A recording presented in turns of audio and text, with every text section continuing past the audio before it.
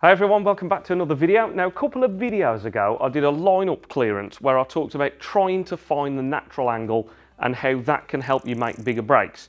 In this video, I'm going to give you some examples of how these shots, finding natural angles, can help you in proper frames of snooker. Now, in example number one here, I'm going to explain how sometimes we only think about the natural angle in terms of one line. So if I was potting this black and I want to get to this loose red here, people just think about the line towards this cushion here. So they might play the shot. So I'm using a bit of topspin here, not too hard, a bit of topspin, and I'm trying to roll towards that red there. And they think about that one line, leaving a shot on that red. But I haven't got much margin for error for landing good on that red. So let's look at a better way to play that shot.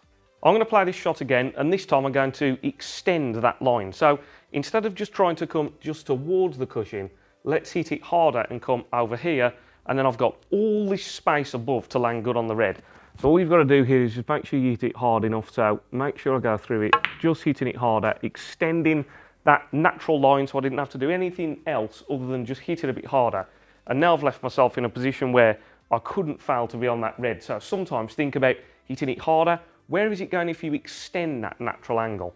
Now in example number two, I'm round the black spot again. I've got a red that I would like to pot and try and play for the black. Now lots of players here would try to hit this shot very, very softly and hold for the black. So they'd try and pot the red, hit it soft enough that they're holding for the black. And you can see that the red has just about reached the pocket, and I've landed quite high on the black, which makes my next pot quite tricky. So if I grab another red here, it's going to this area, it's actually better here to extend my natural lines again. So it was coming off here, coming towards this cushion. Let's hit it a little bit harder, touch of left-hand side maybe, and just let the white come onto the blue so that I can hit the shot more positively. I can play it nice and comfortably. I'm extending that natural angle.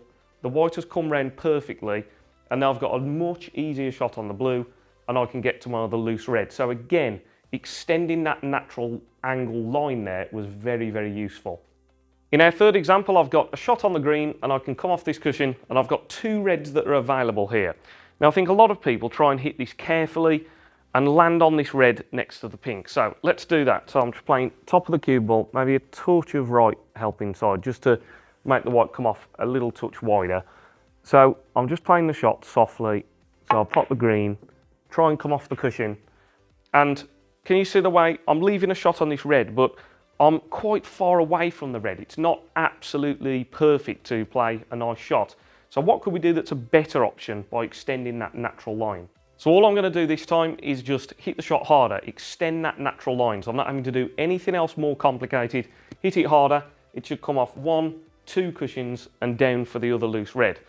So this is just a great way of getting much closer to the next red, and I can actually hit it quite confidently, let the white come off a couple of cushions, down the table, and I'm leaving a nice shot on this red. So even as a right-hander, I can just reach nicely, I can drop this red in, and then I'm nicely on the black. So once again, extending that natural line gave me a much easier shot on the next red.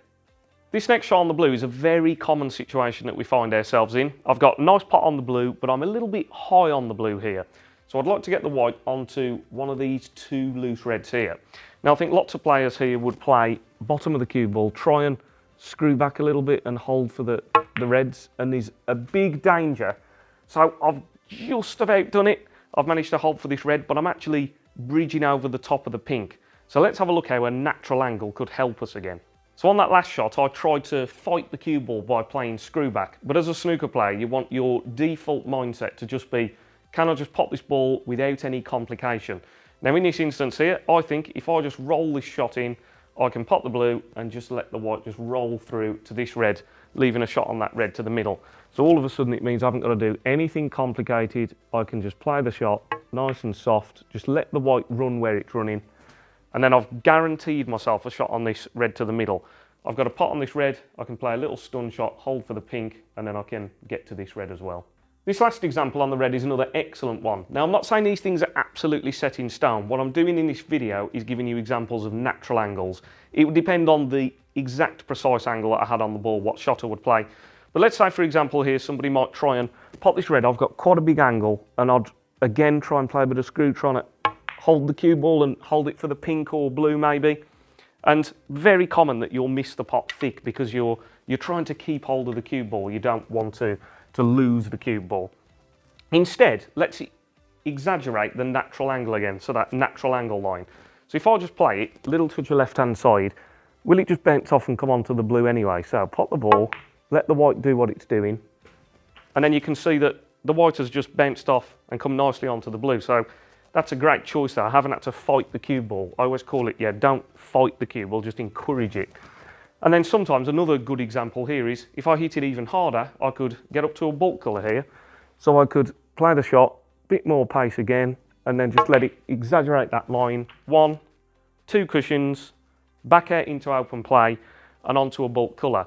So some great examples there of not fighting the cue ball. Try and find those angles where you're just encouraging the white along. So again, just to recap there, what I'm trying to do as a player is I'm not trying to fight the cue ball. Obviously, there's instances where we need to play screw back or stun to get position on the next ball. But as much as you can as a snooker player, your default mindset is just on looking for natural angles. And the big lesson in this video is don't just look for that natural angle towards one cushion.